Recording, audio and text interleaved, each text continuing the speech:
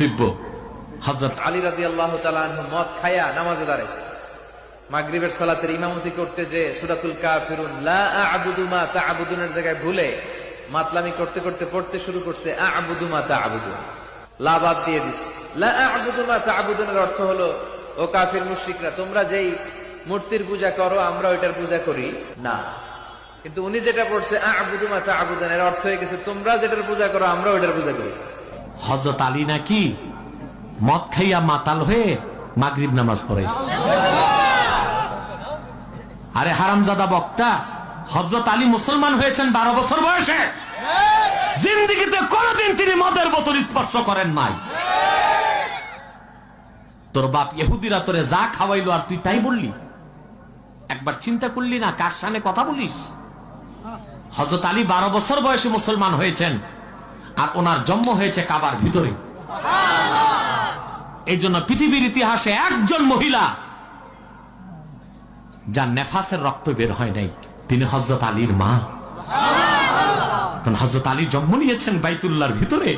নেফাসের রক্ত বের হলে কাবা নাপাক হবে, আল্লাহ তা হইতে দেন নাই। সুবহানাল্লাহ, সুবহানাল্লাহ। সে আলীকে নিয়ে মন্তব্য, হযরত আলী নাকি মাতাল হয়ে তারপর মাগরিব নামাজে দাঁড়াইছেন। আমি তো বহু আগেই এই হাইব্রিড বক্তাগুলোরে কাফের ফতোয়া দিয়েছি। আলেম ওলামা তো আমার বিপক্ষে অনেকেই ছিল, এখন সব লাইনে চলে আসছে। তো ঘুরে ফিরে তো ওস্তাদের কথাতেই ফিরতে হয়। তো এই ফিরাটা আগে ফিরলে হয় না? সারা দেশের আহলে সুন্নাত আহলে হক এই হাইব্রিড বক্তাকে পরিত্যাজ্য ঘোষণা করেছে, কিন্তু কিছু দল মরাটারে খাড়া করতেছে। বেশিক্ষণ খাড়া রাখা যাবে না।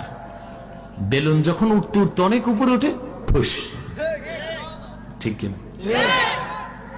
আপনার বুঝেন না, একটি বক্তা তার আলোচনায় নাই কোনো ধারাবাহিকতা, নাই কোনো বিষয় ভিত্তিক আলোচনা, নাই কোরআনের আয়াত, নাই হাদিসের কথা।